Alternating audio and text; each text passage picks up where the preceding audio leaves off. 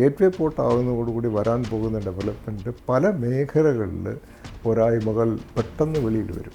1.5 വർഷം കൊണ്ട് നമ്മൾ ഏതാണ്ട് 10-20 വർഷം പിന്നോട്ട് പോവുക. ലോറികളിൽ കണ്ടെയ്നേഴ്സ് ട്രാൻസ്പോർട്ട് ചെയ്യേണ്ടതും ട്രെയിനിൽ ട്രാൻസ്പോർട്ട് ചെയ്യേണ്ടതും ഒക്കെ ആവശ്യമാണ്. അതൊന്നും നമ്മൾ സജ്ജീകരിച്ചിട്ടില്ല. പൂർണ്ണമായി അപര്യാപ്തമാണ്. മലബാർ പ്രദേശത്ത് നിന്നുള്ളവർ അവിടുത്തെ ഡെവലപ്മെൻറ്റിന് സപ്പോർട്ട് ചെയ്യുന്നില്ല എന്ന് പറയുന്നതാണ്. ഈ ഹൈവേ ഡെവലപ്പ് ചെയ്യുന്നു, ശരി, നല്ല കാര്യം. അടുത്തൊരു 20 വർഷത്തേക്ക് 15 വർഷത്തേക്ക് ഇത് മതിയാവും. പക്ഷേ സൈഡിലോട്ടുള്ള റോഡുകൾ ഇപ്പോൾ ഡെവലപ്പ് ചെയ്യണം.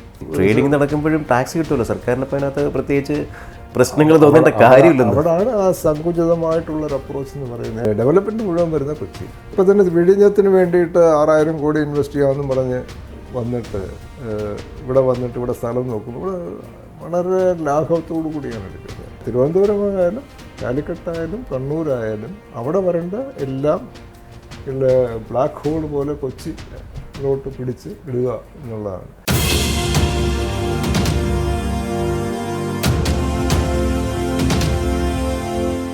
നമസ്കാരം.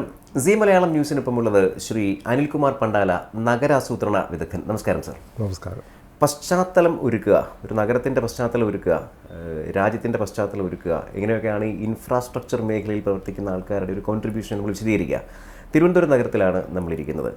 വലിയ വികസനത്തിലേക്ക്, പശ്ചാത്തല വികസനത്തിലേക്കൊക്കെ പോകുന്നു അല്ലെങ്കിൽ പോകും എന്നൊക്കെ പറഞ്ഞു കേൾക്കുന്ന ഒരു കാലത്താണ് തിരുവനന്തപുരം നഗരത്തിൻ്റെ മാത്രം കേരളത്തിൽ ഇതിൻ്റെ ഒരു പശ്ചാത്തല സൗകര്യത്തെയും അതിൻ്റെ ഒരു വികസന സാധ്യതയും ഒറ്റ നോട്ടത്തിൽ എങ്ങനെ പറയും? നമ്മുടെ ഈ വിഴിഞ്ഞം പോർട്ട് വരുന്നവരെ വരുമോ വരയില്ലേ എന്നുള്ള ഒരു സംശയം ഉണ്ടായിരുന്നു.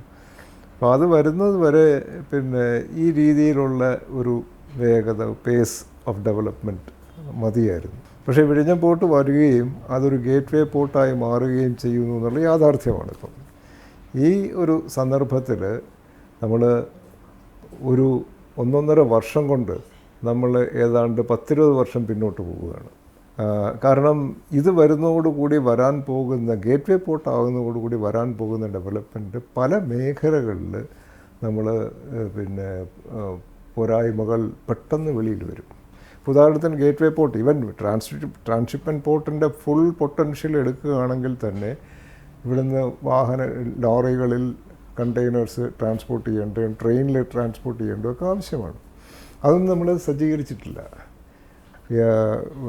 ഗേറ്റ് വേ പോർട്ടായി മാറുമ്പോഴത്തേക്ക് തീർച്ചയായിട്ടും റോഡ് മാർഗമുള്ള കാർഗോ മൂവ്മെൻറ്റ് വളരെ അത്യന്താപേക്ഷിതമാകും. അങ്ങനെ വരുമ്പോഴത്തേക്ക് റോഡ് പൂർണ്ണമായി അപര്യാപ്തമാണ്. ഒരിടത്തും എത്തിയിട്ടില്ല റോഡിൻ്റെത്. ഇനി ഇതൊക്കെ റോഡിൻ്റെ ഇൻഫ്രാസ്ട്രക്ചർ എന്നുള്ളതിൻ്റെ പറയുമ്പോൾ ഇവിടെ ഇതിന് ഡയറക്റ്റായിട്ട് വരുന്ന ഡെവലപ്മെൻ്റൽ ആക്ടിവിറ്റീസ് പല മേഖലകളിൽ വരും. ഇൻഡസ്ട്രീസ് വരാം, സർവീസ് സെക്ടർ വരാം, എല്ലാം ഡെവലപ്പ് ചെയ്യുക. ഇത് ഡെവലപ്പ് ചെയ്യുമ്പോഴത്തേക്ക് ഇവിടെ വരാൻ പോകുന്ന ആൾക്കാരുടെ പോപ്പുലേഷൻ ഇൻക്രീസ്. ഓൾറെഡി കേരളത്തിലെ ഏറ്റവും പോപ്പുലേഷൻ ഉള്ള സിറ്റിയാണ് തിരുവനന്തപുരം. സിറ്റിയും സബർബ്സും, ഈവൻ പൊതുവെ അങ്ങനെയല്ല ആൾക്കാർ വിശ്വസിക്കുന്നതെങ്കിലും കേരളത്തിലെ അർബൻ അഗ്ലോമറേഷൻ ആയാലും നഗരത്തിൻ്റെ മാത്രമായാലും ഏറ്റവും പോപ്പുലേഷനുള്ള നഗരമാണ് തിരുവനന്തപുരം. അപ്പം അങ്ങനെ ഇതിന് അനുബന്ധമായിട്ട് വരുന്ന പോപ്പുലേഷൻ ഇൻക്രീസിന് എങ്ങനെ ടാക്കിൾ ചെയ്യും? നഗരാസൂത്രണത്തിന് അഥവാ ഈ കോർപ്പറേഷനോ പ്ലാനിംഗ് ഡിപ്പാർട്ട്മെൻറ്റിനോ യാതൊരു ഐഡിയയും ഉണ്ടെന്ന് എനിക്ക് തോന്നുന്നില്ല. അതിനെ അവർ അഡ്രസ്സ് ചെയ്തിട്ട് പോലുമില്ല. ആ ഒരു വിഷയം അവർ ചർച്ചയ്ക്കെടുത്തിട്ടുണ്ടെന്ന് പോലും തോന്നുന്നില്ല. ഇപ്പോൾ മെട്രോ വരുന്നു എന്ന് ഒരു അനൗൺസ്മെൻറ്റ് വന്നു. അതൊക്കെ ഒരു ആഫ്റ്റർ തോട്ട് എന്ന് പറയും, പുനർചിന്തനം എന്ന് വേണമെങ്കിൽ പറയാം. സാർ, നമുക്ക് മെട്രോയിലേക്ക് വരാം. അതിനു മുമ്പ്, അതായത് നമ്മുടെ ഒരു നഗരം നമ്മൾ മനസ്സിലാക്കുന്നത് നഗരം എപ്പോഴും ബഹളം ഉള്ളതായിക്കൊള്ളണം എന്ന് നിർബന്ധമൊന്നുമില്ലല്ലോ. ഇല്ല, നഗരത്തിന് ശാന്തമായി മുന്നോട്ട് പോകാം. അബ്സല്യൂട്ട്ലി. വാഹനങ്ങൾ ശാന്തമായി പോകുന്ന, എല്ലാവരുടെ വഴിക്കും തടസ്സങ്ങളില്ലാതെ പോകുന്ന ഒരു നഗരം നമുക്ക് സ്വപ്നം കാണുന്നതുകൊണ്ട് പ്രശ്നമില്ലല്ലോ. പക്ഷെ നമുക്ക് രാവിലെ ഒരു 8 മണി തൊട്ട് അല്ലെങ്കിൽ 7:30 തൊട്ട് ഒരു 10-11 മണി വരെ നഗരം ഭയങ്കര ബഹളമയമാണ്. വാഹനങ്ങൾ അങ്ങോട്ടും ഇങ്ങോട്ടും പോകുന്നു, എല്ലായിടത്തും ബ്ലോക്ക്, എല്ലായ്പ്പോഴും ബ്ലോക്ക്. അതിനെ കൃത്യമായി അഡ്രസ്സ് ചെയ്യാൻ, കാര്യം ഈ തെരുവിൽ ഈ തിരക്കിൽ പാഴായി പോകുന്ന നമ്മുടെ സമയം നമ്മുടെ ആയുസിൻ്റെ ഭാഗമാണ്. നമ്മുടെ രാഷ്ട്ര പുനർനിർമ്മാണത്തിൽ അല്ലെങ്കിൽ രാഷ്ട്ര നിർമ്മാണത്തിലൊക്കെ നമ്മൾ ഭാഗമാകുന്നവരെന്ന് പറയുമ്പോൾ അതിൻ്റെ ഭാഗമാകേണ്ടുന്ന സമയമാണ്. അപ്പോൾ അത് ഈ തെരുവിൽ പാഴായി പോകുന്നത് ഒരു പക്ഷേ സർക്കാർ ഇതിനെ കാര്യമായി കാണാത്തത് കൊണ്ടാണോ, അവരുടെ പ്ലാനിങ്ങിൻ്റെ പിഴവാണോ? മൂന്ന് കാര്യങ്ങളാണ്. ഒന്ന്, സർക്കാർ സീരിയസ് ആയിട്ട് കാണാത്തതുകൊണ്ട്.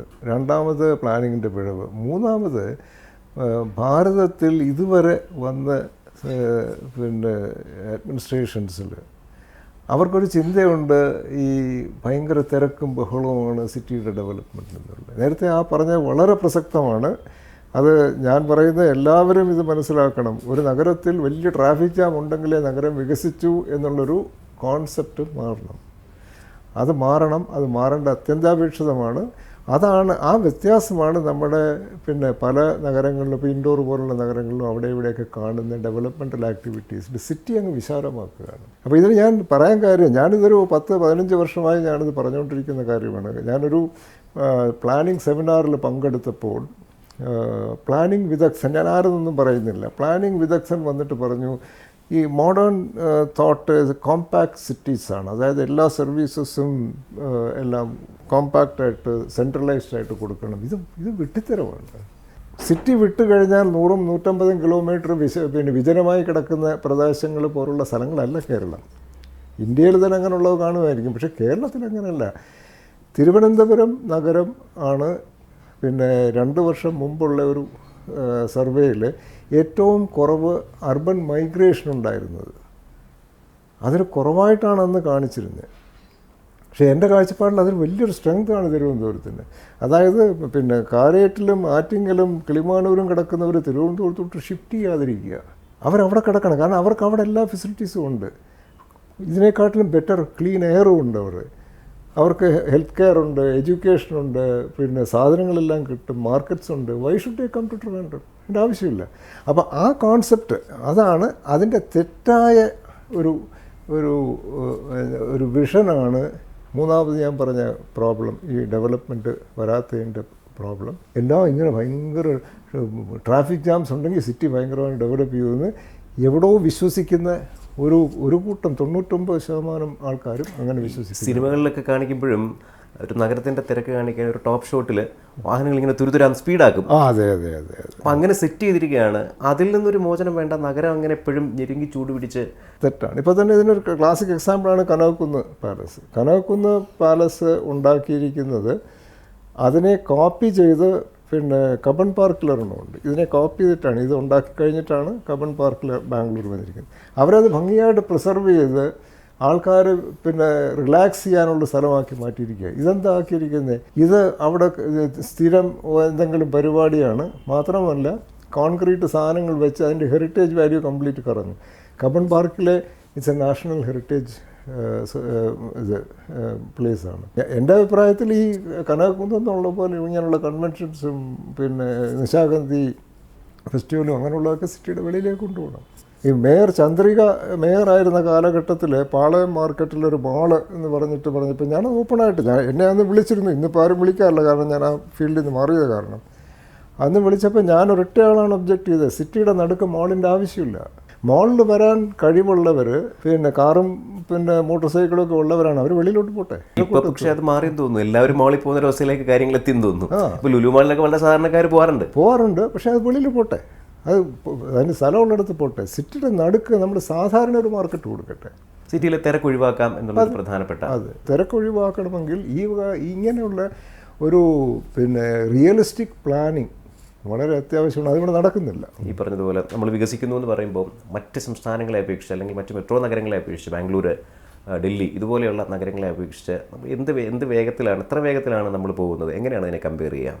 നമുക്കിവിടെ ഒരു വ്യക്തമായിട്ടുള്ള പ്ലാനിങ് ഉണ്ടെന്ന് തോന്നുന്നില്ല എന്നല്ല, ഇല്ല, യാതൊരു പ്ലാനിങ്ങും ഇല്ല. ഇപ്പോൾ ഉദാഹരണത്തിന് ഈ ഞങ്ങളുടെ ഓഫീസിന് മുമ്പ് ഇവിടെ കവടിയാർ പേരൂക്കട റോഡ് ശരിക്കും ഇവിടുത്തെ ട്രാഫിക് കൗണ്ട് ഞങ്ങൾ 2004 കൗണ്ട് എടുത്തതാണ്, 2010 കൗണ്ട് എടുത്തതാണ്. തിരുവനന്തപുരം ഈ കവടിയാർ പേരൂക്കട റോഡ് അഥവാ കവടിയാർ നെടുമങ്ങാട് റോഡ് തിരുവനന്തപുരത്തെ ഏറ്റവും സാന്ദ്രതയുള്ള ഒരു ട്രാഫിക്കുള്ള റോഡാണ്. അത് അന്ന് 3 ലൈനായിരുന്ന 4 ലൈൻ ആക്കി. 4 ലൈൻ ആക്കിയെങ്കിലും അത് ഫുൾ 4 ലൈൻ ആക്കിയില്ല. കാരണം അപ്പുറത്തും ഇപ്പുറത്തും അക്വിസിഷനിൽ പലരും സ്റ്റേ കൊടുത്തു എന്നാണ് പറയുന്നത്. അതിൻ്റെ കഥ ഞാൻ പറയുന്നില്ല, അത് വേറൊരു കഥയാണ്. ആ സ്റ്റേയൊക്കെ മാറ്റാൻ സർക്കാർ വിചാരിച്ചാൽ 3 ദിവസത്തിനകത്ത് മാറ്റാവുന്നേ ഉള്ളൂ. പക്ഷേ ഇന്നിപ്പോൾ 15 വർഷമായി ആ സ്റ്റേ കിടക്കുകയാണ് പലയിടത്തും.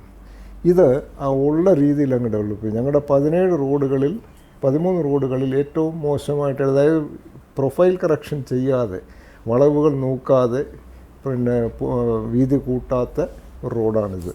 അന്ന് 14 മീറ്റർ റോഡിന് വേണ്ടതിന് 12 മീറ്ററിൽ ഒതുക്കി, 11-12 മീറ്ററിലൊക്കെ ഒതുക്കിപ്പോയ റോഡാണ് ആ 12 മീറ്ററിൽ.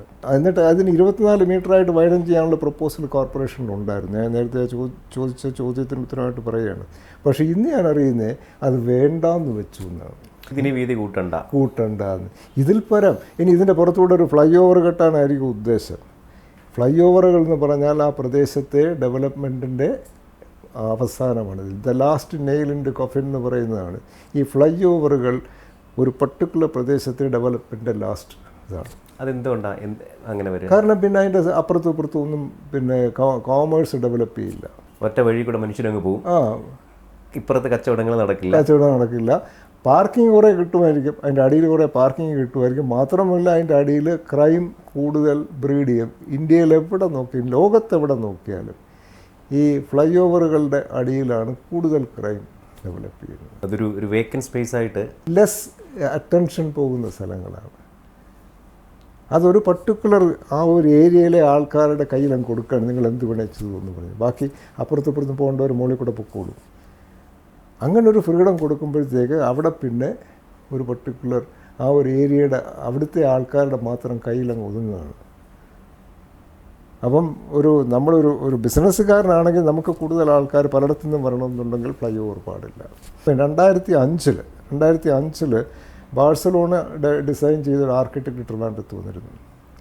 അപ്പോൾ അദ്ദേഹം ഒരു പ്രസൻറ്റേഷൻ, ഞാനത് സേവ് ചെയ്ത് വെച്ചിട്ടുണ്ട് ആക്ച്വലി.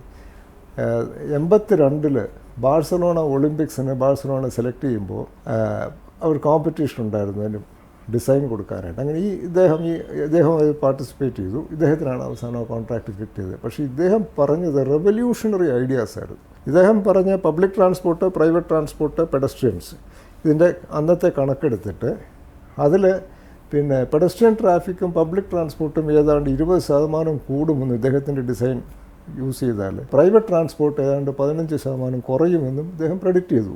അത് പിൽക്കാലത്ത് അത് പ്രൂവ് ചെയ്യുകയും ചെയ്തു. ഇദ്ദേഹം എന്താ ചെയ്തത്, 36 ഫ്ലൈ ഓവേഴ്സ്, അതിൽ 4-5 എണ്ണം പുതിയത്, എല്ലാം ഡിമോളിഷ് ചെയ്ത് ജംഗ്ഷൻസൊക്കെ അങ്ങ് വലുതാക്കി. 36 ഫ്ലൈ ഓവേഴ്സാണ് പുള്ളി പറയുന്നത് ഡിമോളിഷ് ചെയ്തു. അതിൽ 4-5 എണ്ണം പുതിയതായിരുന്നു പുള്ളിയുടെ പ്രിൻസിപ്പിൾ. അപ്പം ഞാൻ അന്ന് വരെ പിന്നെ എൻ്റെ ഒരു ആശയം ഇത് തന്നെയായിരുന്നു. പക്ഷേ ഇത് ടെക്നിക്കലായിട്ട് വാലിഡേറ്റഡ്, അത് ശരിയാണെന്ന് ഇദ്ദേഹത്തിൻ്റെ. പക്ഷേ തിരുവനന്തപുരത്തെ സംബന്ധിച്ചിടത്തോളം, തിരുവനന്തപുരം അല്ല കേരളത്തെ സംബന്ധിച്ചിടത്തോളം ഈ പറഞ്ഞ പോലെ നഗരങ്ങളിൽ ഈ ലാൻഡ് അക്വിസിഷൻ്റെയൊക്കെയുള്ള പ്രശ്നങ്ങളൊക്കെ നിൽക്കുമ്പോൾ ഫ്ലൈ ഓവറുകളല്ലാതെ മറ്റെന്ത് വഴിയാണുള്ളതെന്നൊരു ചോദ്യങ്ങൾ. ഒന്നാമത് ഈ പറഞ്ഞാൽ വീതി കൂട്ടാൻ നമുക്ക് പറ്റില്ല. നേരത്തെ പറഞ്ഞ പോലെ 24 മീറ്ററിൻ്റേത് അതിപ്പോൾ അടഞ്ഞുപോയി. ഇതിപ്പം 14 എന്ന് പറഞ്ഞിട്ട് 12 ചുരുക്കിയാണ് ഈ പറഞ്ഞ റോഡ് ചെയ്തതെന്നും താങ്കൾ പറഞ്ഞു. അപ്പോൾ ഈ പ്രശ്നങ്ങളൊക്കെ നിൽക്കുമ്പോൾ, പ്രത്യേകിച്ചും ഈ പറഞ്ഞതുപോലെ വീതി കൂട്ടലിനെതിരായിട്ടുള്ള പൊളിറ്റിക്കൽ പ്രഷറും വ്യാപാരികളുടെ പ്രഷറും സ്ഥലം പോകുന്നവർ ഉയർത്തുന്ന പ്രഷറും സ്റ്റേകളും ഒക്കെ നിൽക്കുമ്പോൾ ഈ പറഞ്ഞ ഫ്ലൈ ഓവറുകളല്ലാതെ പിന്നെന്താണ് വഴി എന്നൊരു ചോദ്യം നിൽക്കുകയല്ലേ? ഈ പ്രശ്നം എവിടെ തുടങ്ങി എന്നാലോചിക്കുക. നമ്മൾ പിന്നെ വീട്ടിൽ നമ്മുടെ കുട്ടികൾ അല്പം മയക്കുമരുന്നുകൾ ഉപയോഗിക്കുന്നു, എന്തായാലും മയക്കുമരുന്ന് ഉപയോഗിച്ച് തുടങ്ങില്ല, ശരി ഞാൻ തന്നെ കുറച്ച് വാങ്ങിച്ചു കൊടുത്തില്ല, അങ്ങനത്തെ ആശയമുള്ളവരുണ്ട്. ഇത് വേണ്ടാന്ന് പറഞ്ഞാൽ ഇത് കൂടുകയുള്ളൂ, അപ്പോൾ ഞാൻ തന്നെ കുറച്ച് കൊടുത്തുള്ളൂ. അങ്ങനെയാണല്ലോ പണ്ട് പിന്നെ പേരൻസ് കുട്ടികളെ മദ്യം കൊടുത്തിരുന്നത്. വെളിയിൽ പോയി കഴിക്കുന്നവർ ഇവിടെ നിന്ന് കഴിച്ചോട്ടെ, അങ്ങനെയുള്ള ആശയങ്ങൾ ശരിയാണോ തെറ്റാണോ എന്നുള്ള പിൽക്കാലത്തെ പറയുള്ളൂ എന്ന് പറഞ്ഞതുപോലെ. അതെ, അപ്പോൾ അത് പറഞ്ഞതുപോലെ ഇത് വരുന്നത് കോർപ്പറേഷനായാലും ലോക്കൽ ബോഡി ഏതായാലും ചട്ടങ്ങളനുസരിച്ച് അതിന് വിപരീതമായിട്ട് പെർമിഷൻസ് കൊടുത്തിട്ടാണ്, കെട്ടാൻ പെർമിഷൻ കൊടുത്തിട്ടാണ്. ഇപ്പം ഞാൻ എൻ്റെ ബിൽഡിംഗ് കെട്ടിയിരിക്കുന്നത് പ്രോപ്പറായിട്ട് അത്യാവശ്യമുള്ള പാർക്കിംഗ് കൊടുത്തിട്ടാണ് ചെയ്തിരിക്കുന്നത്. അല്ലാതാണ് 99% ബിൽഡിങ്സും തിരുവനന്തപുരം സിറ്റിയിൽ കെട്ടിയിരിക്കുന്നത്. അതുകൊണ്ട് ഇനിയിപ്പോൾ അവിടെ വീതി കൂട്ടാൻ പാടില്ല എന്ന് പറഞ്ഞാൽ ശരിയല്ല. 24 മീറ്റർ വേണമെന്ന് പറഞ്ഞപ്പോൾ എന്തുകൊണ്ട് ഇത് വേണ്ടാന്ന് തീരുമാനിച്ചു? ഇവിടുത്തെ പ്രഷറാണ് 24 മീറ്റർ പാടില്ല എന്ന്. അക്വയർ ചെയ്യേണ്ടടുത്ത് അക്വയർ ചെയ്തേ പറ്റൂ. ഗവൺമെൻറ്റിന് അക്വയർ ചെയ്യാനുള്ള പൂർണ്ണ പവേഴ്സ് ഉണ്ട്. Point number 1. Point number 2, acquisition എന്ന് പറഞ്ഞാൽ കാശ് കൊടുത്തിട്ട് പോടാന്ന് പറയുകയല്ല, അത് സർക്കാരിൻ്റെ സൈഡിലുള്ള പ്രശ്നമാണ്. റീഹാബിലിറ്റേഷൻ ലോസ് ഉണ്ട്. റീഹാബിലിറ്റേഷൻ ആൻഡ് റീസെറ്റിൽമെൻ്റ് എന്നും പറഞ്ഞ് നിയമങ്ങൾ തന്നെ ഉണ്ട്. അത് പ്രകാരം അവർക്ക് വേറൊരു സ്ഥലത്ത് ഇതുപോലെ തുടങ്ങാനുള്ള ഒരു സംവിധാനം ഒരുക്കി കൊടുക്കുക. അത് എന്തെങ്കിലും ഒരാൾ കാട്ടിക്കൂട്ടി കൊടുക്കുന്ന അങ്ങനത്തെ ഇൻഡിഫറൻസ് വരുമ്പോഴാണ് ഈ വ്യാപാരികളും വ്യവസായികളും മാറാതെ നിൽക്കുന്നത്. അതേസമയം ഇപ്പം ഒരുപാട് പുറമ്പോക്ക് തിരുവനന്തപുരത്തുണ്ട്. അതെല്ലാം പാർട്ടി ഓഫീസുകൾക്കും പിന്നെ പ്രതിമകൾക്കും ഒക്കെ കൊടുക്കുന്നതിന് പകരം ഇവരെ റീസെറ്റിൽ ചെയ്യാൻ ഉപയോഗിക്കട്ടെ. അപ്പോൾ കുറ്റം എവിടെയെന്ന് ചോദിച്ചാൽ വ്യക്തതയില്ലാത്ത പ്ലാനിങ്, അത് ദീർഘവീക്ഷണമില്ലാത്ത ആസൂത്രണം. ഇതിനെയൊക്കെ മുകളിലിരുന്ന് പ്രോപ്പറായിട്ട് അഡ്വൈസ് ചെയ്യാനും സീറോ ടോളറൻസ് വെച്ചിട്ട് അഡ്വൈസ് ചെയ്യാൻ ഒരു ഗ്രൂപ്പ് വേണം. അതിവിടെ ഇല്ല, അത് വരാനോട്ട് സമ്മതിക്കുകയില്ല. ഇപ്പോഴും ആ ചോദ്യം ഇവിടെ നിൽക്കുകയാണ്. നമ്മൾ ഈ കേരളത്തിലെ ഇൻഫ്രാസ്ട്രക്ചർ ഡെവലപ്മെൻറ്റ്, തിരുവനന്തപുരം നഗരത്തിൻ്റെ ഇൻഫ്രാസ്ട്രക്ചർ ഡെവലപ്മെൻറ്റിനെ അല്ലെങ്കിൽ കേരളത്തിലെ ടോട്ടൽ ഇൻഫ്രാസ്ട്രക്ചർ ഡെവലപ്മെൻറ്റിനെ മറ്റ് മെട്രോ നഗരങ്ങളിലെ വികസനവുമായിട്ട് നമ്മൾ താരതമ്യം ചെയ്യുമ്പം ഇതിൻ്റെ വേഗത എത്രത്തോളം ഉണ്ട് എന്നുള്ളതാണ്. ചിലപ്പോൾ എൻ്റെ നിരീക്ഷണം തെറ്റായിരിക്കാം. നമ്മളിപ്പോൾ റോഡ് ഡെവലപ്പ് ചെയ്യുമ്പോൾ 20 കൊല്ലം മുമ്പേ ചെയ്യേണ്ടിയിരുന്ന കാര്യം നമ്മുടെ വാഹനങ്ങളെ താങ്ങാനുള്ള റോഡിൻ്റെ ശേഷി അത്രത്തോളം കുറഞ്ഞു പോയത് 20 കൊല്ലം മുമ്പാണ്. അന്ന് ചെയ്യേണ്ടതാണ് ഇപ്പോൾ ചെയ്യുന്നത്. ഇനിയിപ്പോൾ ഇത് റോഡിൻ്റെ വീതി കൂട്ടിയാലും പിന്നെ ഒരു 5 കൊല്ലം കഴിയുമ്പോൾ വീണ്ടും വാഹനങ്ങൾ കൂടും, വീണ്ടും വികസിപ്പിക്കേണ്ടി വരും. അപ്പം ഇങ്ങനെ ഒരു കാഴ്ചപ്പാട് നിൽക്കുന്നതുകൊണ്ട് അത് കേരളത്തിൻ്റെ ഈ പറഞ്ഞ ഇൻഫ്രാസ്ട്രക്ചർ ഡെവലപ്മെൻറ്റിനെ ബാധിച്ചിട്ടുണ്ടോ എന്നുള്ളതാണ് എൻ്റെ ചോദ്യം, തമ്മിൽ കമ്പയർ ചെയ്ത് പറയുമ്പോൾ. ഇന്നത്തെ നമ്മുടെ ടെക്നോളജി ഉപയോഗിച്ച്, അതായത് നമ്മൾ ഇതിൻ്റെ ഒരു അസംഷൻ എന്ന് പറഞ്ഞു കഴിഞ്ഞാൽ മോട്ടോർ വെഹിക്കിൾസും മോട്ടോർ ട്രാൻസ്പോർട്ടുമാണ് പിന്നെ അൾട്ടിമേറ്റ് എന്നുള്ളതാണ്. ഇനിയിപ്പം പിന്നെ എയർ ടാക്സീസും ഒക്കെ വന്നു കഴിഞ്ഞാൽ എൻ്റെ കാഴ്ചപ്പാട് മാറാം. പക്ഷേ ഇന്നത്തെ ഒരു ടെക്നോളജീസ് വെച്ചിട്ട് തിരുവനന്തപുരം തികച്ചും അപര്യാപ്തമാണ് ഇതിൻ്റെ ഡെവലപ്മെൻറ്റ്. യാതൊരു മറ്റുള്ള സിറ്റീസിനെ അപേക്ഷിച്ച് വളരെ പുറകിൽ തന്നെയാണ്. കാരണം ഇപ്പം പിന്നെ അക്വിസിഷൻ്റെ പ്രശ്നങ്ങൾ പറഞ്ഞു. തിരുവനന്തപുരം സിറ്റി റോഡ് ഇംപ്രൂവ്മെൻറ്റ് പ്രോജക്റ്റിൻ്റെ TRDCയിലാണ് ചെയ്തത്. പക്ഷേ തിരുവനന്തപുരം സിറ്റി റോഡ് ഇംപ്രൂവ്മെൻറ്റ് പ്രോജക്റ്റിൻ്റെ ലാൻഡ് അക്വിസിഷൻ ഏജൻസിയായിട്ട് സെലക്ട് ചെയ്തിരുന്നത് ട്രിഡേ ആയിരുന്നു, തിരുവനന്തപുരം ഡെവലപ്മെൻറ്റ് അതോറിറ്റി. 5200 പരം പാഴ്സൽസ് ഓഫ് ലാൻഡ് സിറ്റിക്കകത്ത് യാതൊരു പ്രശ്നവും കൂടാതെ അക്വയർ ചെയ്തതാണ് അവർ. പ്രോപ്പറായിട്ട് അക്വയർ ചെയ്തു. റോഡ് പിന്നെ കവടിയാർ റോഡ് വീതി കൂട്ടി, അത് പിന്നെ പണ്ടേ വീതി ഉണ്ടെന്ന് വെക്കാം. MG റോഡ് വീതി കൂട്ടി. MG റോഡ് 7 മീറ്ററാണ് ഓരോ സൈഡിലോട്ടും വീതി കൂട്ടിയത്. അവിടെയും കടകളൊക്കെ ഉണ്ടായിരുന്നല്ലോ. അവിടെയും ഫ്ലൈ ഓവർ മതി എന്ന് പറഞ്ഞ ഒരുപാട് വേദികളിൽ പറഞ്ഞിട്ടുണ്ട് ഫ്ലൈ ഓവർ ചെയ്താൽ മതി എന്ന് പറഞ്ഞത്. ഫ്ലൈ ഓവർ ചെയ്തിരുന്നെങ്കിൽ ആ റോഡിൻ്റെ complete commercial prospects complete zero ആയിരുന്നു. അപ്പം അതുപോലുള്ള ഈ പിന്നെ സൊല്യൂഷൻസ് മുമ്പിൽ വെച്ചുകൊണ്ട് ഇനിയും വരാൻ പോകുന്ന ഒരു 25 വർഷമെങ്കിലും മുമ്പിൽ കണ്ട് പ്ലാൻ ചെയ്യണം. ചെയ്യുമ്പോഴത്തേക്ക് ഈ റോഡ് ഡെവലപ്മെൻറ്റാണ് കാതൽ. കാരണം mobility is the most important development activity which the administration കണ്ടു. അതായത് ഇരിക്കുന്ന കോർപ്പറേഷനായാലും സർക്കാരായാലും മൊബിലിറ്റി പ്രോപ്പറാക്കിയാൽ കൊച്ചിയിൽ ഒരുവിധം ചെയ്യുന്നുണ്ട്, നമ്മളാരും അറിയുന്നില്ല. ഞാൻ നേരത്തെ പറഞ്ഞ പോലെ കൊച്ചിയെ സപ്പോർട്ട് ചെയ്യാനായിട്ട് ഒരുപാട് ആൾക്കാരുണ്ട്. കൊച്ചിയുടെ പ്രോപ്പറായിട്ട് ഡയറക്ഷൻ കാണിക്കാൻ അവിടുത്തെ MLA ഹൈബി ഈഡനൊക്കെ വളരെ ആക്റ്റീവാണ്. എന്നെപ്പോലും അപ്രോച്ച് ചെയ്തിരുന്നു അവിടുത്തെ എയർപോർട്ട് സീപോർട്ട് റോഡിനൊരു സജഷൻ കൊടുക്കാനായിട്ട്. ഞാൻ പോയി അത്യാവശ്യം പഠിച്ചിട്ട് ഞാൻ ഒരു സജഷൻ കൊടുത്തിരുന്നു. സജഷൻ ചിലപ്പോൾ ഇംപ്ലിമെൻറ്റ് ചെയ്യുമായിരിക്കും, എനിക്കറിയില്ല. അപ്പം ഞാൻ പറയുന്നത് അവർ ബാക്ക്ഗ്രൗണ്ടിൽ ഒരുപാട് കാര്യങ്ങൾ ചെയ്യുന്നുണ്ട് കൊച്ചിയിൽ. പക്ഷേ തിരുവനന്തപുരത്ത് ഇവരെല്ലാം ഇങ്ങനെ സുഖമായിട്ടിരിക്കുകയാണ്. പോയ വഴിയെ അടിക്കുക, അടിച്ച വഴിയെ പോകാമെന്ന് രണ്ട് കൊച്ചിയെ ഒരു കൊമേഴ്സ്യൽ ഏരിയ ആയിട്ട് പണ്ട് തൊട്ടേ പറയുന്നുണ്ട്. അപ്പോൾ ആ ഒരു പറച്ചിലിൻ്റെ നിഴലിലായി പോയോ തിരുവനന്തപുരത്തിൻ്റെ വികസനം എന്നൊരു സംശയം കൂടെ നമുക്ക് പറയാം അക്കാര്യത്തിൽ. തീർച്ചയായിട്ടും കൊച്ചിയുടെ ഡെവലപ്മെൻറ്റ് എപ്പോഴും തിരുവനന്തപുരത്തിൻ്റെ അർഹമായിട്ടുള്ള ഡെവലപ്മെൻറ്റിനെ ബാധിച്ചിട്ടുണ്ട്. അത് ഇവിടെ ഡിനൈ ചെയ്യുന്നതാണ് അവിടെ കൊടുക്കുന്നത് എന്ന് തീർച്ചയായിട്ടും വന്നിട്ടുണ്ട്. അത് ഒരുപാട് എക്സാമ്പിൾസ് നമുക്കിപ്പോൾ ഞാൻ സ്റ്റേഡിയം ഞങ്ങളാണ് ഉണ്ടാക്കിയത്. സ്റ്റേഡിയം ഇവിടെ വരാൻ കാര്യം 2 പേരാണ്. ഒന്ന് ശ്രീ ഗണേഷ് കുമാറും ഒന്ന് ഞാനും. ഗണേഷ് കുമാർ ഇല്ലായിരുന്നെങ്കിൽ തിരുവനന്തപുരത്ത് സ്റ്റേഡിയം വരില്ല. സ്റ്റേഡിയം വന്നത് പിന്നെ ഞങ്ങളെടുത്തുകൊണ്ട് തിരുവനന്തപുരം സ്റ്റേഡിയം അത് അന്താരാഷ്ട്ര നിലവാരത്തിൽ തന്നെ ചെയ്തു. 160 കോടി രൂപയുടെ ഞങ്ങളുടെ കോൺട്രാക്റ്റ് 260 കോടി രൂപ ഞങ്ങൾ ചിലവാക്കിയാണ് ചെയ്തത്. 100 കോടി രൂപ എക്സ്ട്രാ ചിലവാക്കി ഇവിടെ. പക്ഷേ അവിടെ ഒരു ഫുട്ബോൾ മാച്ച് കൊണ്ടുവരാനായിട്ട് ഞാൻ ഇടപെട്ടിട്ട് നീ വളരെ ക്ലിയറാണ്, ഇവിടെ വരാൻ സമ്മതിക്കില്ല. ഇവിടെ അങ്ങ് സ്പോർട്സിൻ്റെ ആ കാര്യത്തിൽ ഈ സ്റ്റേഡിയം ഉപയോഗിക്കാനായിട്ട് കൊച്ചിയിലുള്ളവർ സമ്മതിക്കില്ല. ഇപ്പം മെസ്സിയുടെ കാര്യം വന്നപ്പോൾ തന്നെ നമുക്ക് അറിയാം എന്താ സംഭവിച്ചതെന്നുള്ളത്. അവർ പ്രിഫർ ചെയ്തത് തിരുവനന്തപുരം സ്റ്റേഡിയമാണ്. പക്ഷേ അവർ പറഞ്ഞുണ്ടാക്കിയത് ഇവിടെ ആൾക്കാർ വന്നാൽ താമസിക്കാൻ സ്ഥലമില്ല, ഫ്ലൈറ്റില്ല എന്നൊക്കെ. ഇതൊരു 10 വർഷം മുമ്പ് ഞാനിവിടെ കേരള ട്രാവൽ മാർട്ട് ഇവിടെ കൊണ്ടുവരാനായിട്ട് സ്റ്റേഡിയം ഉണ്ടാക്കി കഴിഞ്ഞ് 2015 കേരള ട്രാവൽ മാർട്ട് 16-ലെ ട്രാവൽ മാർട്ട് ഇവിടെ വരാനായിട്ട് ഞാൻ വളരെ പരിശ്രമിച്ചതാണ് ഈ സ്റ്റേഡിയത്തിൽ. കാരണം അന്നത്തെ ഇതനുസരിച്ച് കേരളത്തിലെ ഏറ്റവും വലിയ കൺവെൻഷൻ സെൻ്ററാണ് നമ്മുടെ ഉള്ളത്. അവിടെ ഒരു വലിയൊരു ഓഡിറ്റോറിയമുണ്ട്, ഏതാണ്ട് 5000 പേർക്ക് ഇരിക്കാവുന്നതാണ്. അത് എല്ലാം ഓക്കെയാണ്. ആദ്യം പറഞ്ഞു ഹാളില്ലാന്ന്, അപ്പോൾ ഞാൻ പറഞ്ഞു ഞാൻ എൻ്റെ ഹാള് തരാം. അത് കഴിഞ്ഞ് പറഞ്ഞു ഇവിടെ ഹോട്ടൽസ് ഇല്ല, താമസിക്കാൻ ഹോട്ടൽസ് ഇല്ല. ഞാൻ എല്ലാ ഹോട്ടൽസിൻ്റെയും അഗ്രിഗേറ്റ് ചെയ്തിട്ട് ഞാൻ സഫീഷ്യൻ്റായിട്ട് ഇത് കൊടുത്തു. ഇത്രയും ഹോട്ടൽസ് ഉണ്ട്, പോരാത്ത ഹോട്ടൽസിന് നമുക്ക് ഹോം സ്റ്റേസ് ഉണ്ട്, നമുക്ക് അറേഞ്ച് ചെയ്ത് കൊടുക്കാം. നല്ല 5 സ്റ്റാർ ലെവലിലുള്ള ഞങ്ങൾ ഡെവലപ്പ് ചെയ്ത് കൊടുക്കാം. അപ്പോൾ അത് അവർക്കൊരു അത് വേണേ അത് ലാസ്റ്റ് റിസോർട്ടായിട്ട് വയ്ക്കാം. പിന്നെ പറഞ്ഞു ഫ്ലൈറ്റ് ഇല്ല എന്ന് പറഞ്ഞു. അത് ശരിയാണ്, ഫ്ലൈറ്റ് ഇല്ല, ഫ്ലൈറ്റ് കുറവായിരുന്നു, എനിക്കൊന്നും ചെയ്യാൻ കഴിയില്ല. എന്നിട്ട് പിന്നെ അത് ഇപ്പോഴും കൊച്ചിയിലാണ് ഈ കേരള ട്രാവൽ മാർട്ട് നടക്കുന്നത്. എന്തുകൊണ്ടാണ് കൊച്ചി നടക്കുന്നതെന്ന് വെച്ച് കഴിഞ്ഞാൽ അത് ശരിക്കും പറഞ്ഞാൽ ടൂറിസം മേഖലയിൽ എല്ലാ പിന്നെ ഇനീഷ്യേറ്റീവ്സും എക്സെപ്റ്റ് ഈ എന്താ പറയണ്ടേ കാസിനോയുടെ ഒരെണ്ണമല്ലാതെ ബാക്കി എല്ലാ ഇനീഷ്യേറ്റീവ്സും തിരുവനന്തപുരത്ത് തുടങ്ങിയതാണ്. ഈവൻ ആയുർവേദ ടൂറിസം സോമതീരത്തിൻ്റെയാണ് ആദ്യമായിട്ട് തുടങ്ങുന്നത്. ഇൻ്റർനാഷണൽ പിന്നെ എക്സ്പോഷർ അവരാണ് ഉണ്ടാക്കുന്നത്. ഹൗസ് ബോട്ട് ടൂറിസം ആണെങ്കിലും അതും സോമതീരത്തിൻ്റെയാണ്. ബേബി മാത്യു ആണ് ആദ്യമായിട്ട് ഒരു ബോട്ട് ഉണ്ടാക്കുന്നത്. ഒരു കാര്യം ഞാൻ ശ്രദ്ധയിൽപ്പെടുത്താൻ ആഗ്രഹിക്കുന്നത്, അതായത് നമ്മുടെ റോഡുകളൊക്കെ വലുതായി ഡെവലപ്പ് ചെയ്യുന്നു, ദേശീയപാതയുടെ പണി നടക്കുന്നു എന്നൊക്കെ പറയുന്നുണ്ട്. പക്ഷേ തിരുവനന്തപുരം നഗരത്തിൽ വരുമ്പോൾ, ഞാൻ താമസിക്കുന്ന ഉള്ളൂരിൽ നിന്ന് തമ്പാനൂരേക്ക് വരുമ്പോൾ ഞാൻ പ്രത്യേകം ശ്രദ്ധിച്ചിട്ടുള്ള കാര്യമാണ്, ഒരു 1 കിലോമീറ്റർ പെർഫെക്റ്റ് റോഡ് കാണാൻ കിട്ടുന്നില്ല. വ്യക്തമായി പറയാം, ഒരു 100 മീറ്റർ ചെല്ലുമ്പോഴത്തേക്ക് അവിടെ ഒരു കുഴി ഉണ്ടാവും, ചെറുതോ വലുതോ ആയിക്കോട്ടെ. അല്ലെങ്കിൽ റോഡ് നേരത്തെ ഗട്ടർ വന്നിട്ട് അതിൽ പഞ്ചർ ഒട്ടിച്ചിട്ടിരിക്കുന്ന ടാർ വെച്ചിട്ട് മറ്റേ മെറ്റിലൊക്കെ ഇട്ടിട്ട് അങ്ങനൊരു പോർഷൻ, അതല്ലെങ്കിൽ റോഡിന് നടുവേ കുഴിച്ചതിൻ്റെ പാട്, ഇതൊന്നുമില്ലാത്ത ഒരു 1 കിലോമീറ്റർ പെർഫെക്റ്റ് റോഡ് ഈ പറഞ്ഞ ഉള്ളൂരിൽ നിന്ന് തമ്പാനൂരിലേക്ക് എനിക്ക് കാണാനേ കിട്ടിയിട്ടില്ല.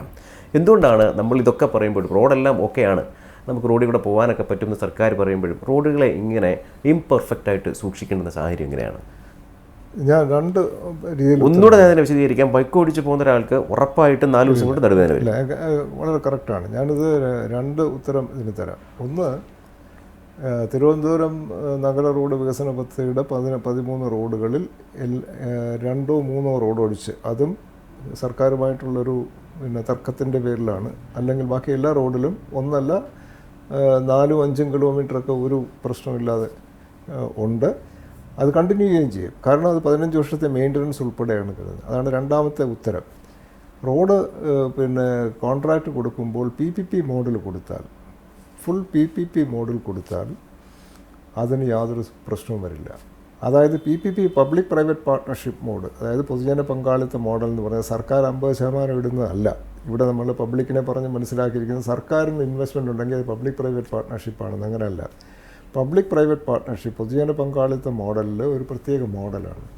അതിനകത്ത് ഉദാഹരണത്തിന് ഞാനുണ്ടാക്കിയ റോഡിൽ ഒരു ആക്സിഡൻറ്റ് പറ്റി ഒരു കുഞ്ഞ് മരിക്കുക, അല്ലെങ്കിൽ ഒരു അപകടം ഉണ്ടായിട്ട് പിന്നെ എന്തെങ്കിലും പ്രശ്നം ഉണ്ടാകുക, ആ പ്രശ്നത്തിന് ഉത്തരവാദി തിരുവനന്തപുരം റോഡ് ഡെവലപ്മെൻറ്റ് കമ്പനി, ഇത് ചെയ്ത കമ്പനിയുടെ അതിന് കൺസെഷനെയർ എന്നാണ്, കോൺട്രാക്ടറല്ല. കൺസെഷനെയറിൻ്റെ മാനേജിങ് ഡയറക്ടറാണ് ഉത്തരവാദി, സർക്കാരല്ല. ഞാൻ ഉത്തരം പറയണം. ഒരു ആക്സിഡൻ്റ് ഉണ്ടായാൽ ഞാൻ ഉത്തരം പറയണം എന്തുകൊണ്ടത് പറ്റിയെന്നുള്ളത്. നിയമപരമായിട്ട് ഞാനെല്ലാം ചെയ്തിട്ടുണ്ടെങ്കിൽ മാത്രമേ എനിക്കതിൽ നിന്ന് മുക്തി കിട്ടുള്ളൂ. ഇപ്പോൾ ഒരു സിമ്പിൾ ഉദാഹരണം പറയുകയാണ്. എൻ്റെ അടുത്ത് ഇത് പണി ചെയ്തുകൊണ്ടിരിക്കുമ്പം ഒരിടത്തെ ഒരു സിഗ്നൽ ലൈറ്റ് മാറ്റി വെക്കണമെന്ന് അവിടുത്തെ ഹോട്ടലുകാരൻ പറഞ്ഞു. കാരണം അത് വെച്ചിരിക്കുന്ന പുള്ളിയുടെ ഹോട്ടലിൻ്റെ മുമ്പിലാണ്. എൻ്റെ ഹോട്ടലിൻ്റെ മുമ്പിൽ പാടില്ല. എന്തുകൊണ്ട് പാടില്ല? അതിന് ഉത്തരവൊന്നുമില്ല. അയാളുടെ ഹോട്ടലിൻ്റെ മുമ്പിൽ സിഗ്നൽ പാടില്ല. അപ്പം ഞാൻ പറഞ്ഞു പറ്റില്ല, അവിടെ വെക്കുകയുള്ളൂ. നിയമപ്രകാരം അവിടെ വെക്കാൻ പറ്റും. 1 ഇഞ്ച് അങ്ങോട്ടും ഇങ്ങോട്ടും മാറ്റില്ല. അദ്ദേഹം പോയി ഒരു പ്രമുഖ മന്ത്രിയുടെ ഓഫീസിൽ നിന്ന് എന്നെ വിളിപ്പിച്ചിട്ട് എൻ്റെ അടുത്ത് പറഞ്ഞു അത് മാറ്റണം. അപ്പം സർക്കാരിൻ്റെ ഞങ്ങൾ സർക്കാരുമായിട്ടാണല്ലോ ഇടപാട്. അപ്പോൾ സർക്കാരിൻ്റെ സൈഡിൽ നിന്ന് കേരള റോഡ് ഫണ്ട് ബോർഡാണ് ഞങ്ങളുമായിട്ട് ഡീൽ ചെയ്യുന്നത്. അപ്പോൾ റോഡ് ഫണ്ട് ബോർഡിൽ നിന്ന് വിളിച്ചിട്ട് പറഞ്ഞു അത് മാറ്റണം. ഞാൻ പറഞ്ഞു മാറ്റാൻ പറ്റില്ല, ഇതാണ് നിയമം. അല്ലെങ്കിൽ ഇത് നിയമം ഇങ്ങനെ ഇരിക്കുമ്പോൾ തന്നെ മാറ്റണം എന്നുണ്ടെങ്കിൽ നിങ്ങൾ എഴുതി തരണം. അതുകൊണ്ട് വരാവുന്ന എന്ത് പിന്നെ അപകടങ്ങളും എൻ്റെ ചുമതല ഞങ്ങളെടുത്തോളാം എന്ന് പറഞ്ഞ് എഴുതി തരണം. ഇല്ലെങ്കിൽ അപ്പോൾ ഇതാണ് പബ്ലിക് പ്രൈവറ്റ് പാർട്ട്ണർഷിപ്പിൻ്റെ പ്രത്യേകത. അപ്പോൾ അങ്ങനെ വരുമ്പോൾ എന്നിട്ട് അവസാനം ഈ മന്ത്രി വിളിച്ച് പറഞ്ഞ മന്ത്രി തിരിച്ചെടുത്തു, വേണ്ടാന്ന് പറഞ്ഞു. അതാണ് അപകടം വന്ന ഉത്തരവാദിത്വം നമ്മൾ എടുക്കില്ല. അത് പറ്റില്ലല്ലോ. അപ്പം ഈ പബ്ലിക് പ്രൈവറ്റ് പാർട്ട്ണർഷിപ്പ് വരുമ്പോൾ ഈ റോഡിൻ്റെ 15 വർഷത്തെ പരിപാലനം ആ കമ്പനിയുടെയാണ്. അങ്ങനെ വരുമ്പോൾ ഇപ്പം ഞാൻ ആ കമ്പനിയിൽ ഇരുന്നപ്പോൾ ഞാൻ എന്താണ് ചെയ്യുന്നത്, ഈ 15 വർഷവും ഇത് സ്മൂത്ത് സർഫസായിട്ട് കിടക്കണമെങ്കിൽ പിന്നെ റൈറ്റ് ക്വാളിറ്റി ഇടയ്ക്കിടയ്ക്ക് ടെസ്റ്റ് ഉണ്ട്. ഇപ്പം ഞാൻ അന്ന് പിന്നെ ചാനലിൽ വിളിച്ച് ചോദിച്ചപ്പോൾ പറഞ്ഞിരുന്നു, ഇതിൽ പ്രധാന കൾപ്രിറ്റ് മറ്റേ മലബാറിൽ പലയിടത്തും ഇടിഞ്ഞ് താഴെയൊക്കെ ഉണ്ടായപ്പോൾ ഞാൻ പറഞ്ഞ പ്രധാന കൾപ്രിറ്റ് ഇൻഡിപെൻഡൻറ്റ് എഞ്ചിനീയറാണ്. ഇൻഡിപെൻഡൻറ്റ് എഞ്ചിനീയറാണ് കോൺസ്റ്റൻ്റായിട്ട് നമ്മുടെ റെസ്പോൺസിബിലിറ്റി ഡിസ്ചാർജ് ചെയ്യുന്നു എന്ന് നോക്കേണ്ട ചുമതല ഇൻഡിപെൻഡൻറ്റ് എഞ്ചിനീയർക്കാണ്. ഇൻഡിപെൻഡൻറ്റ് എഞ്ചിനീയർ എന്ന് പറയുന്നത്, ഇൻഡിപെൻഡൻറ്റ് എഞ്ചിനീയർ എന്ന് പറഞ്ഞാൽ ഇപ്പോൾ ഉദാഹരണത്തിന് പിന്നെ ബിനോയാണ് എനിക്ക് കോൺട്രാക്റ്റ് തരുന്നത്, ഞാൻ കോൺട്രാക്റ്റ് എടുക്കുന്നു, നമ്മൾ തമ്മിലൊരു ടേംസ് ഉണ്ട്. ഇപ്പോൾ ബിനോയ് പറയുന്നു യാതൊരു കാരണവശാലും ഇതിനകത്ത് പിന്നെ റൈറ്റ് ക്വാളിറ്റി, റോഡിൻ്റെ right quality bump integrated test ഉണ്ട്, റഫ്നെസ് ടെസ്റ്റ് എന്ന് പറയും. ആ റഫ്നെസ് ടെസ്റ്റിൽ പിന്നെ 6 mm അല്ലെങ്കിൽ 5 mm, അതായത് റോഡിൽ ഇങ്ങനെ ഒരു സ്പീഡിൽ പോയാൽ, നേരത്തെ പറഞ്ഞില്ലേ 2 വീലർ പോയാൽ പെട്ടെന്ന് ഫീൽ ചെയ്യും എന്ന് പറഞ്ഞില്ലേ, അങ്ങനെയുള്ള ഇത് കണ്ടുപിടിക്കുന്നത്. അതായത് റോഡിൻ്റെ സർഫസ് ഫ്ലാറ്റ്നെസ് നോക്കുന്നതാണ്. അത് 6 mm ഈ കൂടുതൽ അത് ജമ്പ് ചെയ്യാൻ പാടില്ല. അതാണ് ഞങ്ങൾ കൊടുത്ത റോഡിൻ്റെ വ്യത്യാസം. ഇപ്പം സ്മാർട്ട് സിറ്റി ചെയ്ത റോഡിൽ നോക്കിയാൽ അത് 18ഉം 20ഉം പോകും. നമ്മൾ വിചാരിക്കുന്നത് വലിയ റോഡാണ്, ഗംഭീര റോഡാണ്, ഒരിക്കലുമല്ല. പിന്നെ റഫ്നെസ് മോശമാണ്. എൻ്റെ കാഴ്ചപ്പാടിൽ ഞങ്ങൾ റോഡ് ചെയ്തതാണ്, മോശം റോഡാണ്.